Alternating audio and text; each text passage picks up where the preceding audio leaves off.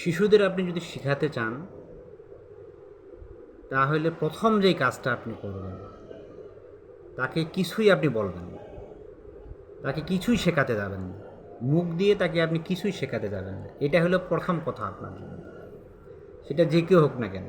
শিশুদেরকে আপনি যা শেখাতে চাচ্ছেন, যা করাইতে চাচ্ছেন, যা বলাইতে চাচ্ছেন, সেক্ষেত্রে আপনার প্রথম কাজ হইল আপনি যা শেখাতে চাচ্ছেন তা আপনি নিজেই করবেন, ব্যাস। আর কিচ্ছু করার লাগবে না। দেখবেন যে শিশু আপনাকে অনুকরণ করতেছে, আপনাকে অনুসরণ করতেছে। বাট আপনি যদি বলতে যান, বাবু এটা করো, বাবু ওটা করো, বাবু এটা করো, এটা কইরো না, ওইটা কইরো না, তাহলে আপনি বাচ্চাকে কিছু শেখাতে পারবেন না। সো দ্যাট আপনি যদি শেখাতে চান, তাহলে প্রথম কথা হইল যে আপনি বাচ্চাকে কিছুই শেখাবেন না।